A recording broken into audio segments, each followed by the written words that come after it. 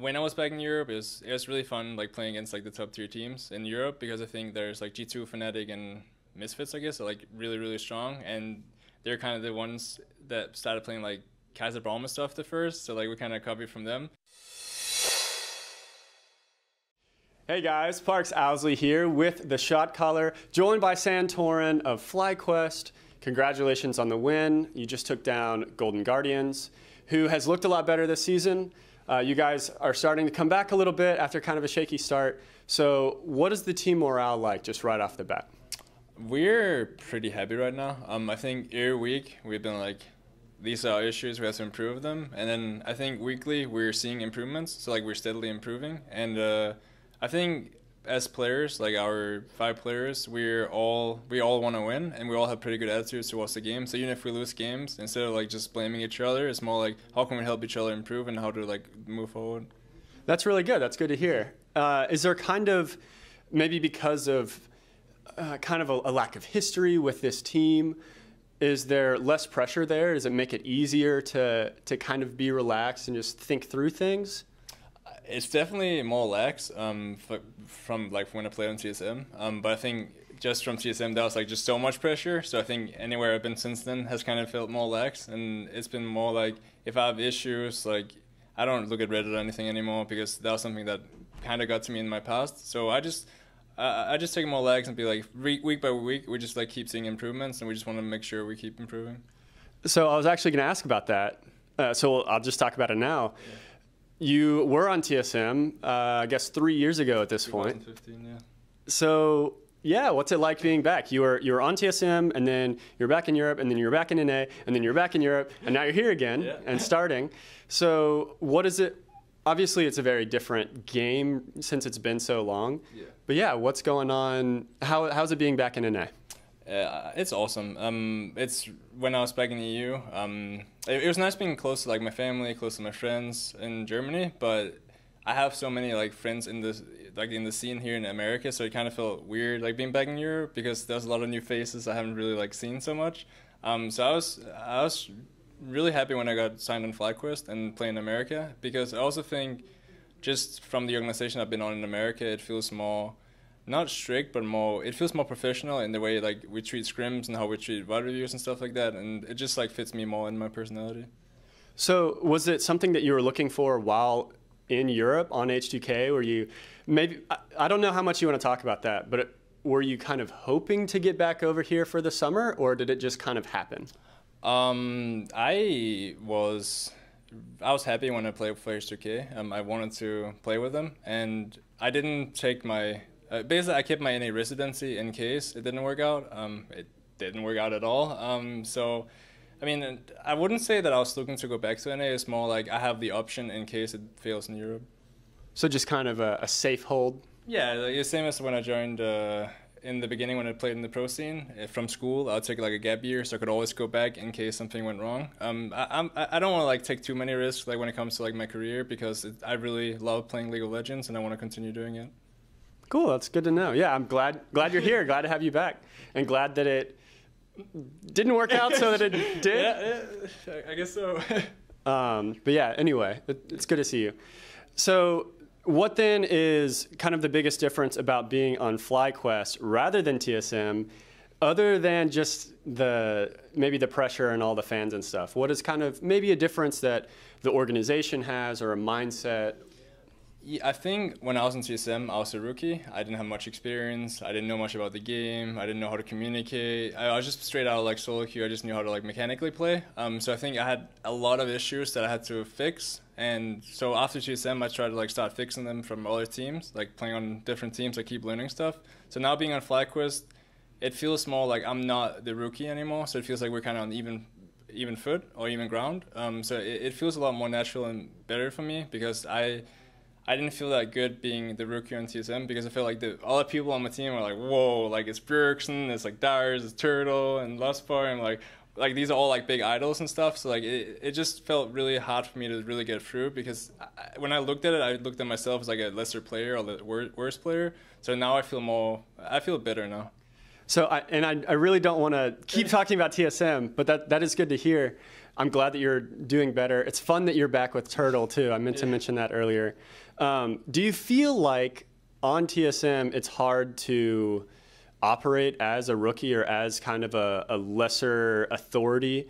And because I feel like we see them go through junglers and stuff like that a lot. And so I don't know if it's the role or the fact that they're just all new. I think it's personality.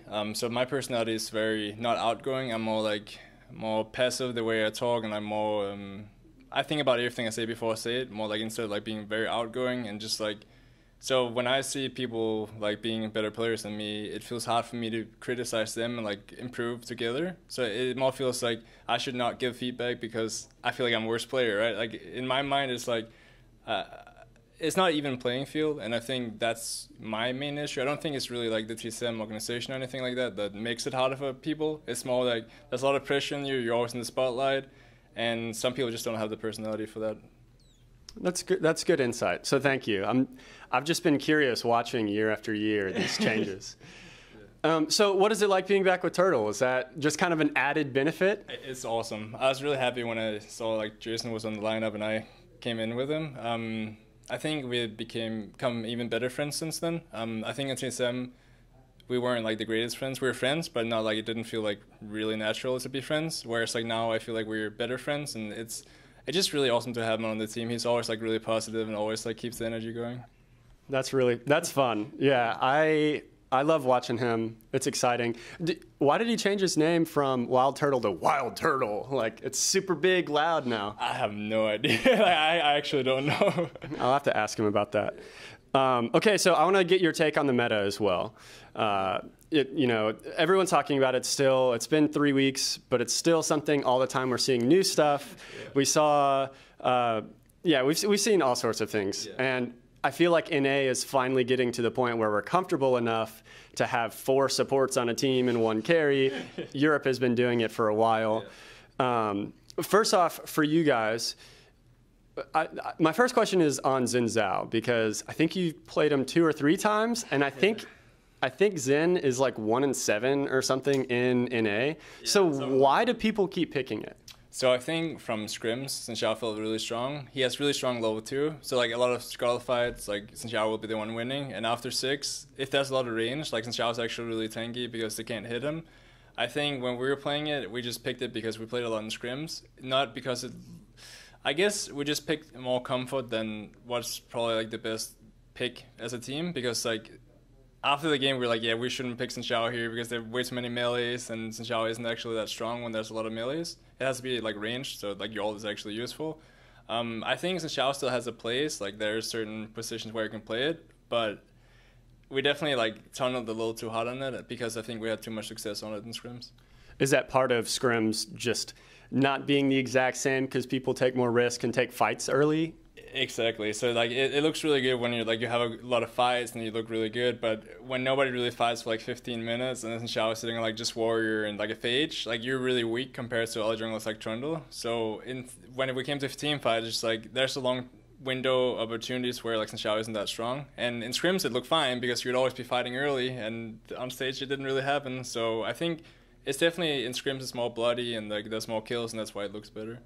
Okay, so hopefully now, I guess, whenever I see the champion, it'll be a calculated decision, not a, oh, this was fun in scrims that one time last week. Hopefully. Okay, and then lastly, before we go, I am wondering, do you have any, since I'm with the Shotcaller and it's largely European fan base, yeah, do you have any words to your former fans back in Europe? Yeah, for sure. I was really sad when I couldn't play on HTK anymore. It was not my decision to leave the team, obviously. When I was back in Europe, it was really fun, like playing against like the top tier teams in Europe, because I think there's like G2, Fnatic, and Misfits, I guess, are like really, really strong, and they're kind of the ones that started playing like Kaiser Brahma stuff the first. So like we kind of copied from them, like just as the NA in the whole, and it was just like really fun. And I think Europe they always like create their own metas as well, and that's why I think it's nice to watch European games. Awesome. Well, hello European fans and teams over there. Cool, and they'll be here next week. Are you planning on saying hi to any old friends? For sure. I mean, if I'm in the area, I definitely want to like talk to some of them. I'm really good friends with some of them, so for sure. Awesome, awesome. All right, well, before we go, I am going to challenge you to a best of one for rock, paper, scissors. I think I'm even 50-50 right now, which makes a lot of sense in a total, like, you know, it's about what I should be. Yeah. But anyway, you ready? Yeah. All right, rock, paper, scissors. Ah! Yeah! All right. Let's get it 49% or something. Yeah, oh, I'm going down. It's all over. All right, thank you so much. Thank you. Thank you guys for watching. We'll see you next time. Hey guys, thank you so much for watching the video. If you want to check out more of our content on the Shotcaller, you can click here or right there. And if you would like, please comment below. Let us know what you liked about this video or what you want to see in future videos. And we would love to hear back from you guys. Thank you so much, and I look forward to seeing you soon.